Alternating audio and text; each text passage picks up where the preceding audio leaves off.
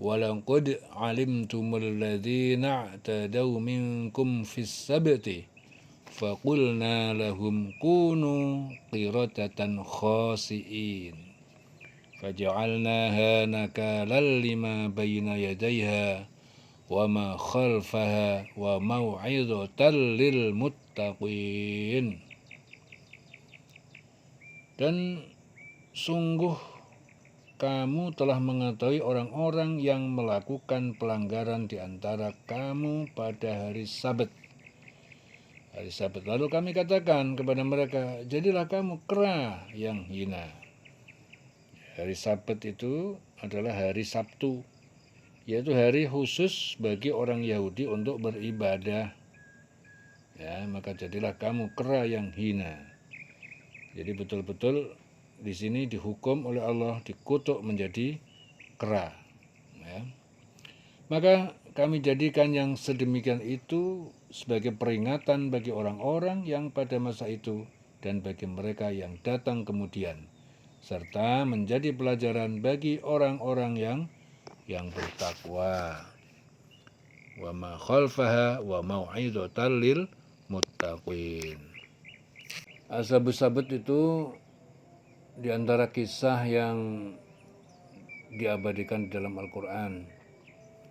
Ya, jadi penyebutan Ashabus Sabt itu sering diulang-ulang dalam Al-Quran, di antaranya dalam surah Al-Baqarah 6566, ada juga di surah Nisa ayat 47, An-Nisa 47, ada juga di 155, dan surah Al-A'raf 163 sampai 166. Dan tanyakanlah kepada Bani Israel tentang negeri yang terletak di dekat laut ketika mereka melanggar aturan pada hari Sabtu.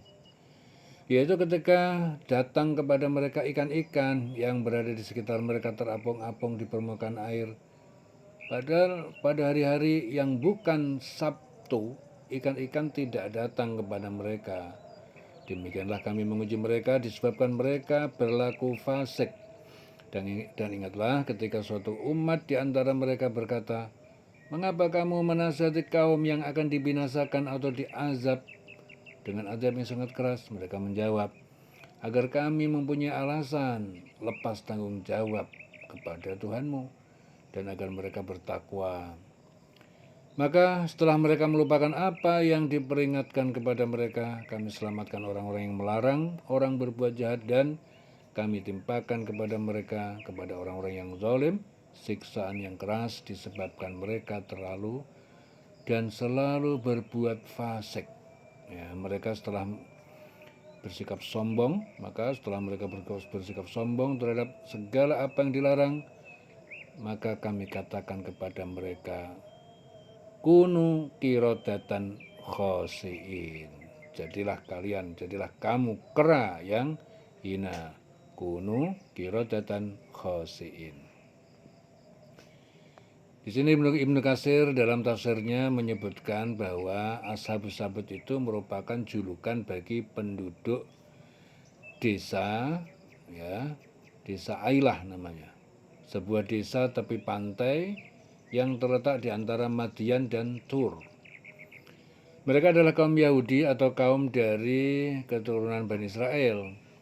Mereka diharamkan berburu ikan pada hari Sabtu dan hanya diperbolehkan berburu pada hari lainnya, yaitu dalam Ibnu Katsir.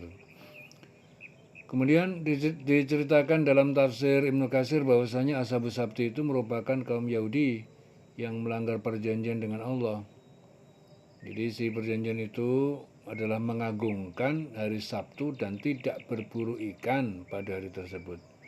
Dengan kata lain, mereka harus fokus beribadah khusus pada hari Sabtu.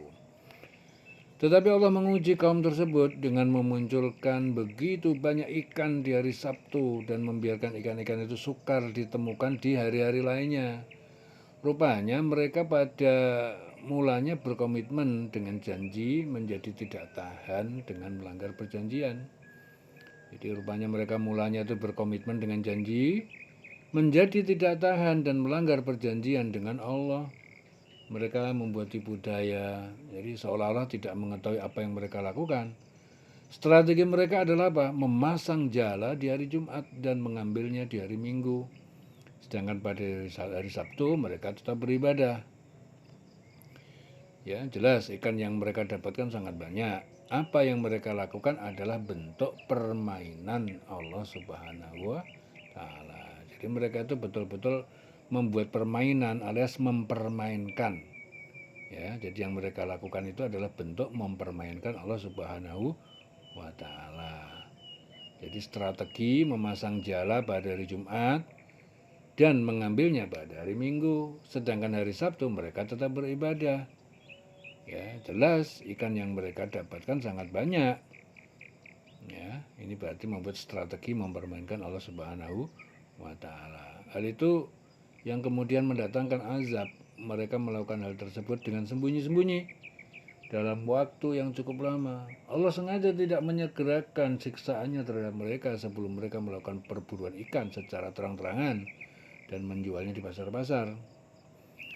Segolongan orang dari kalangan mereka yang tidak ikut berburu berkata, celakalah kalian, bertakwalah kepada Allah. Golongan ini melarang apa yang diperbuat oleh kaumnya itu.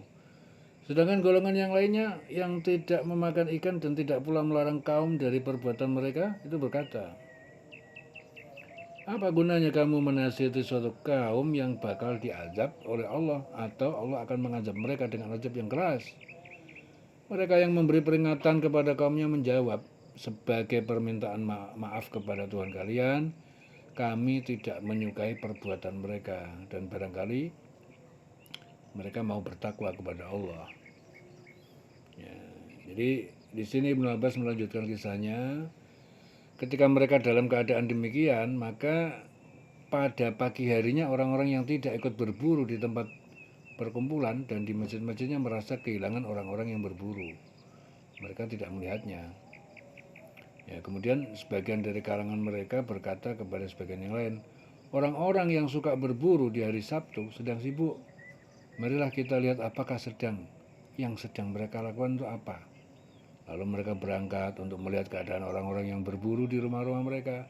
Ternyata mereka menjumpai rumah-rumah mereka dalam keadaan terkunci. Rupanya mereka memasuki rumahnya masing-masing di malam hari lalu menguncinya dari dalam. Seperti halnya orang yang mengurung diri. Ternyata pada pagi harinya mereka menjadi kera di dalam rumahnya masing-masing. Dan sesungguhnya orang-orang yang melihat keadaan mereka mengenal seseorang yang dikenalnya kini telah berubah menjadi bentuk kera. Para wanitanya menjadi kera betina dan anak-anaknya menjadi kera kecil. Ya.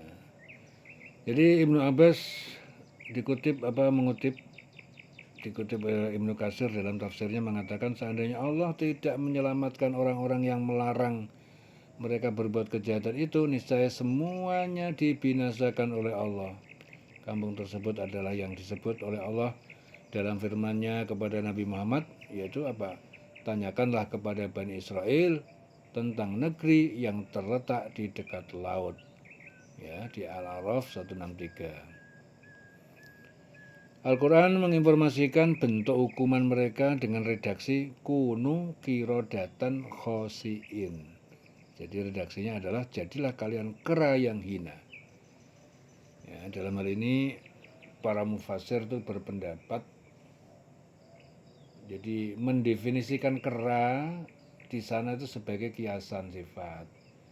Ya, misalnya pendapat Mujahid, dia mengutip riwayat Ibnu Jarir, fisik mereka tidak ditukar menjadi kera, tetapi hati dan jiwa mereka, sifat mereka dijadikan seperti kera.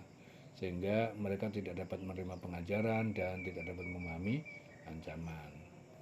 Pada ayat ini mereka diserupakan dengan kera, dan pada ayat lain mereka diserupakan dengan keledai.